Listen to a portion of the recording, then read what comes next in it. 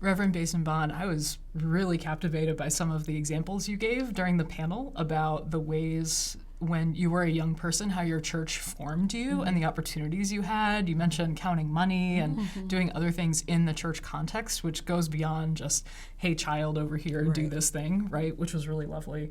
And I'm curious to hear from either or both of you what leadership formation looks like for young people these days, or perhaps what it should look like. Any thoughts on that? Absolutely. I love the model that Dean Michelle Guidry, who's the Dean of Sisters Chapel at Spelman College, is using right now. Our ministries are spearheaded, co-led by students. Yeah. Yes, they have advisors who, make sure everything is going well, but everything is being led by students. And so it allows other students to then see these models of possibility of, I never got a chance to see that in my church. Maybe I do want to serve in Sisters Chapel. And it makes them become more intentional about their own spiritual growth and development because they're not waiting on an older person to do it. Right. These are 18 to 22-year-olds every Sunday reading scripture, reading the sacred text, getting the offering, counting the offering, doing the pre-sermonic selection, introducing the speaker, singing on the praise, all led by students.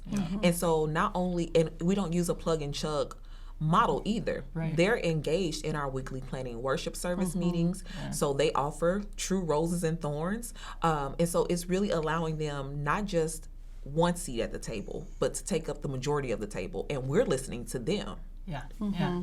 Love that. Yeah, and I think kind of similarly or similar to what I was mentioning before, inviting children to be a part of your board of trustees or your weekly worship planning meetings, because I don't often see that in Black church spaces where a Black child or Black youth has been truly involved in developing the service. They may have their parts. They might sing their solo. They might say their speech. They might be on the dance ministry, but I've not seen a worship service as true integrations of a co-creating of a worship experience with Black children.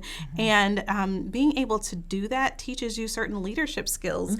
Even if you're on the worship planning committee or the team, you learn how to collaborate with others, and that's a leadership skill and quality. And so I think some of those things are very helpful as well. And it teaches them the importance of liturgy and order. Right. Because I know growing up, yes, we had the bulletin that was printed each Sunday, but I had no idea what went behind that and the order of that.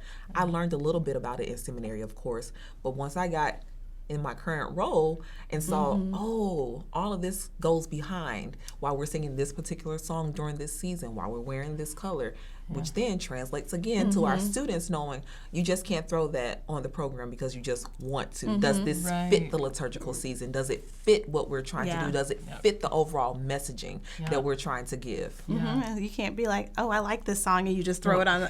So you have to think about it intentionally, and I think you learn those particular skills and are formed in those ways.